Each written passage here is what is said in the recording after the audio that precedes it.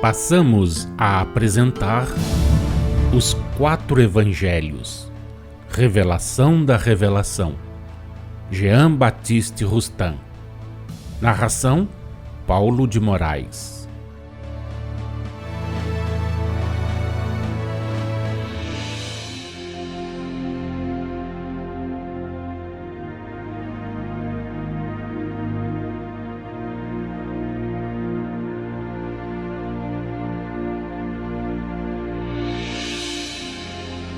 Ao homem material são precisos fatos materiais. O Cristo para os homens era homem e, como tal, sujeito às enfermidades e às necessidades da existência humana. Em matéria de provações, ninguém naquela época podia compreender senão as provações físicas. Ao surgirem os comentários sobre as palavras do Mestre, já se divulgara e espalhara pelas multidões a revelação que o anjo fizera a Maria e a José e que fora conservada em segredo até ao termo da missão terrena de Jesus.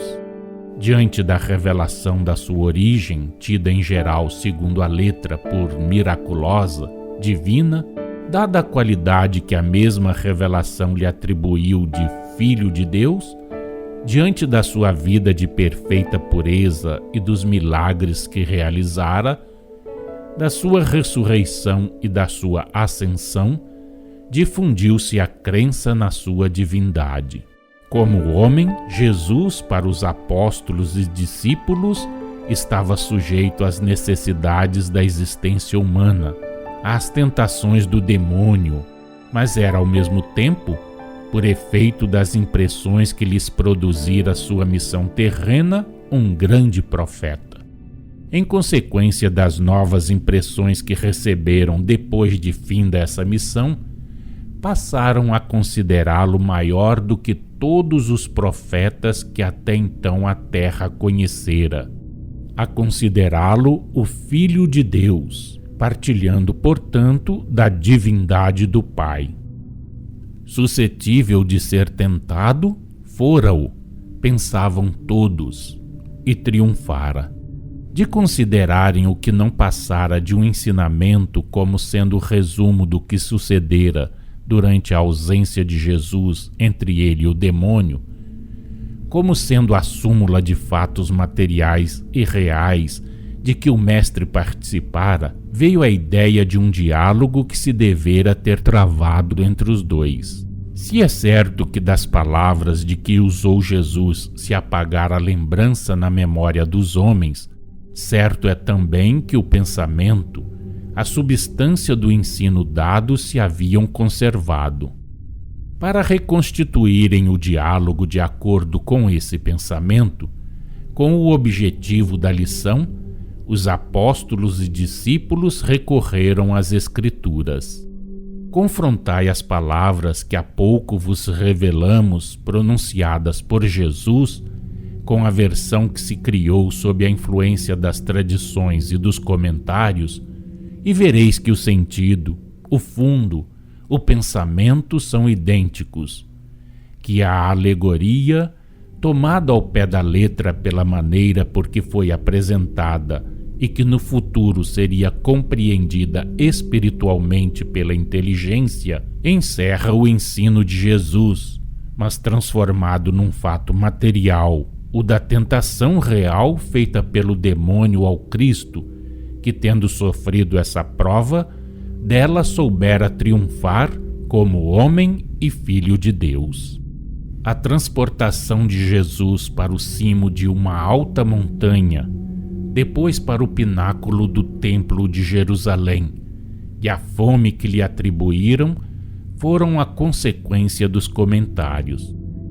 Do desaparecimento do Mestre pelo tempo durante o qual, conforme as tradições, devia ele, como os profetas, permanecer em jejum no deserto antes de dar começo à sua missão, concluíram os apóstolos e discípulos que, findos 40 dias e 40 noites, necessariamente sentira fome, tanto mais quando coincidiam com a sua ausência as palavras que dirigiu ao povo no momento mesmo em que reaparecera.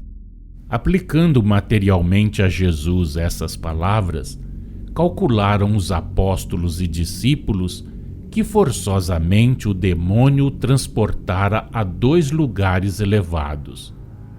A um, para lhe mostrar todos os reinos da terra, e a outro, para colocando-o no fastígio das grandezas humanas, lhe dizer que se precipitasse no espaço, que se atirasse dali embaixo. Não percais de vista a ignorância e a ingenuidade dos homens daquela época, dos espíritos encarnados que se entregavam a tais comentários relativamente às coisas terrenas. O cimo de um alto monte e o pináculo do Templo de Jerusalém foram os lugares mais próximos que acudiram à ideia dos apóstolos e discípulos, que não compreendiam pudesse haver outros. Para eles, o cimo de um monte elevado era o único lugar aonde o demônio pudera ter transportado e transportar a Jesus, a fim de conseguir mostrar-lhe todos os reinos da terra. Quando atribuíam sentido material às palavras do Mestre relativas ao fastígio das grandezas humanas, ao qual o demônio o elevara para lhe dizer: atira-te daqui embaixo, não temas a queda, que serás amparado. O único lugar que lhes afigurava ser materialmente o ponto culminante das grandezas humanas, como elevação no espaço, era o pináculo do Templo de Jerusalém. Os crentes aceitavam os fatos do mesmo modo que hoje, como suas faculdades lhe permitiam.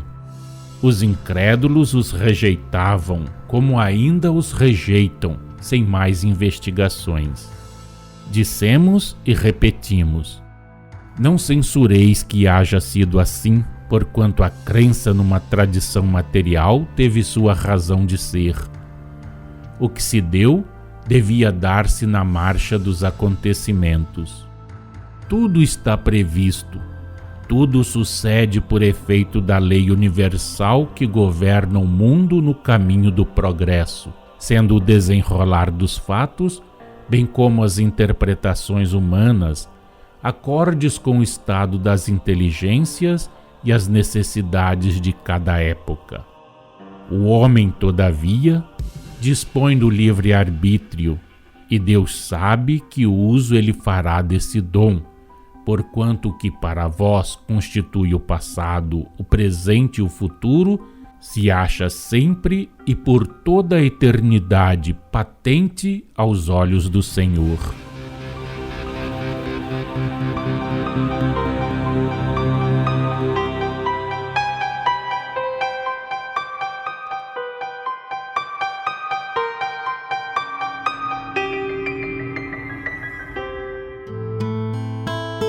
Acompanhe no próximo programa mais um trecho de Os 4 Evangelhos, Revelação da Revelação, Jean Baptiste Rustin.